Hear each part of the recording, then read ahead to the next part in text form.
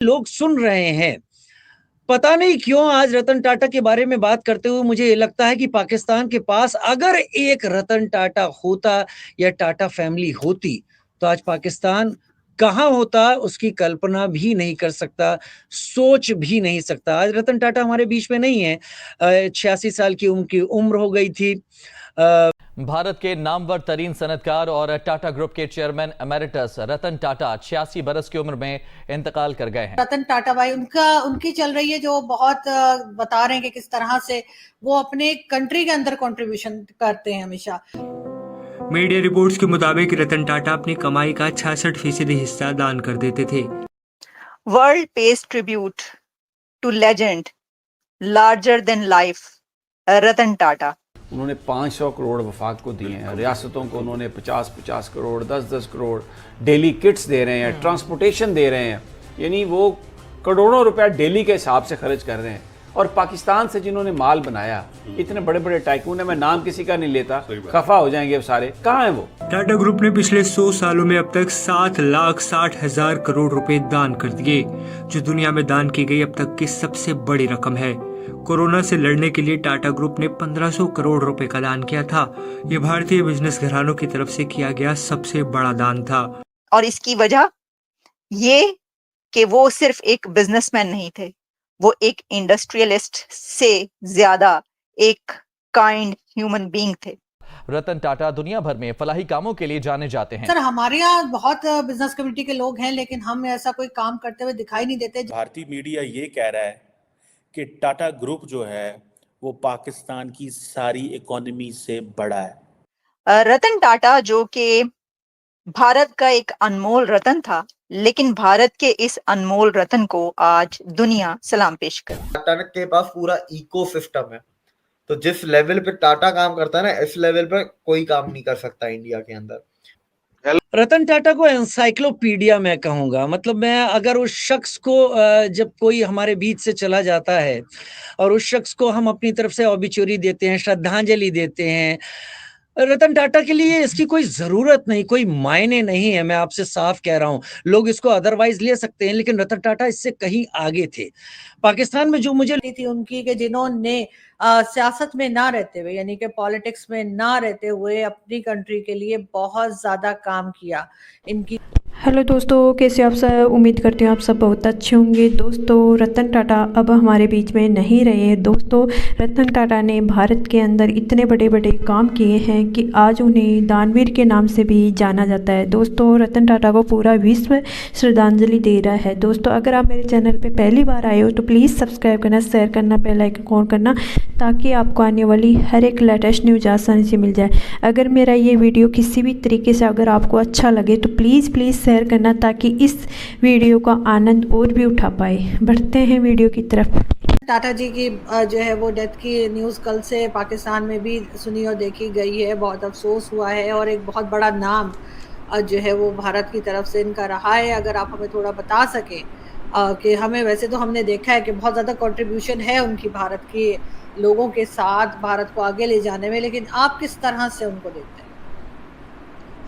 रतन टाटा को एनसाइक्लोपीडिया मैं कहूँगा। मतलब मैं अगर उस शख्स को जब कोई हमारे बीच से चला जाता है और उस शख्स को हम अपनी तरफ से ऑबिचुरी देते हैं, श्रद्धांजलि देते हैं, रतन टाटा के लिए इसकी कोई ज़रूरत नहीं, कोई मायने नहीं है। मैं आपसे साफ कह रहा हूँ। लोग इसको अदरवाइज़ ले सकते हैं, लेकिन रतन टाटा इससे कहीं आगे थे। पाकिस्तान में जो मुझे लोग सुन रहे हैं, पता नहीं क्यों आज रतन टाटा के बारे में बात करते हुए मुझे ये लगता है कि पाकिस्तान के पास अगर एक रतन टाटा होता या टाटा फैमिली होती, तो आज पाकिस्तान कहाँ होता उसकी कल्पना भी नहीं कर सकता, सोच भी नहीं सकता। आज रतन टाटा हमारे बीच में नहीं है। 86 साल की उनकी उम्र हो गई थी। ब्रीच कैंडी अस्पताल में उनका इलाज चल रहा था, तो उम्र रिलेटेड जितनी उनको एलिमेंट्स थी, उन परेशानियों के चलते आज हमारे बीच में नहीं है। लेकिन अगर अभी भी वो होते तो एक्टिव होते, कुछ नया सोच रहे होते, कुछ नया कर रहे होते। बहुत छोटी सी चीज़ से मैं आपको बताना चाहूँगा रतन टाटा क्या थे और रतन टाटा के जो पुरखे थे वो क्या थे।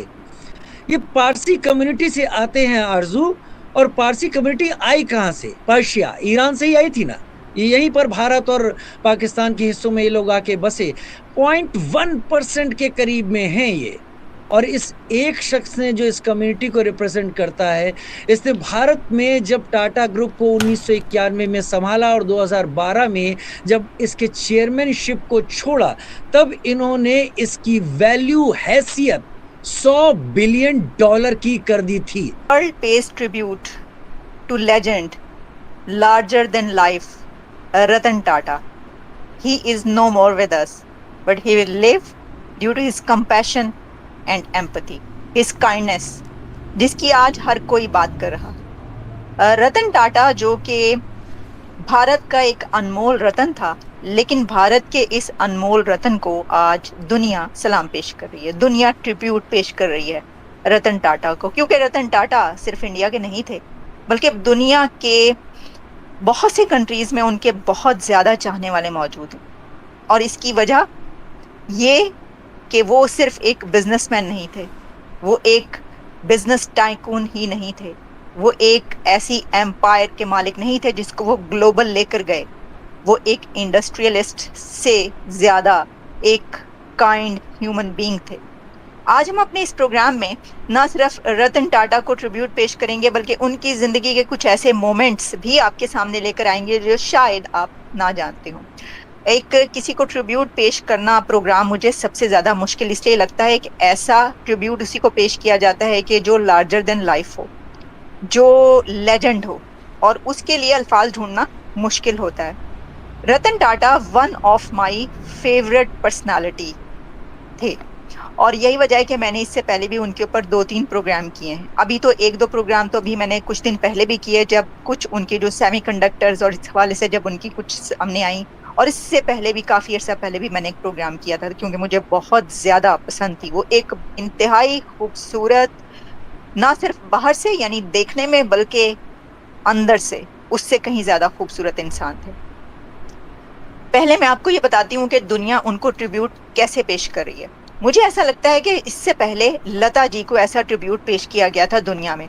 रतन टाटा के स्टेट फ्यूनरल का इंतज़ाम किया गया है, और उनको स्टेट की तरफ से जो है उनके लास्ट रिचुअल्स अदा किए जा रहे हैं। इस सिलसिले में बहुत सारी ट्वीट्स हमारे सामने आई हैं, वो आपके सामने रखते हैं। लेकिन उससे पहले मैं आपको ये बताना चाहूँगी कि दुनिया भर के जो इस वक्त अखबारात हैं, मीडिया वेबसाइट्स हैं, और दुनिया भर के मीडिया आउटलेट्स और लोग कैसे उनको, उस लेजेंड को, इंडिया के लेजेंड को, लेकिन जिसको वर्ल्ड लेजेंड के तौर पर देखा जा रहा है, ट्रिब्यूट पेश कर रहे हैं। तो सबसे पहले रतन टाटा की एक इंतहाई खूबसूरत, हसीन, बहुत ही ज़बरदस्त पिक्चर जो कि हर जगह पर चल रही है आपके सामने रखते हैं। और इसके अलावा और बहुत सी उनकी ऐसी तस्वीर जो इस वक्त चल रही हैं कि वो कैसे, ये उनकी आप देख सकते हैं एक ऐसी पिक्चर जो कि पुरानी पिक्चर है, उनकी जवानी की पिक्चर है।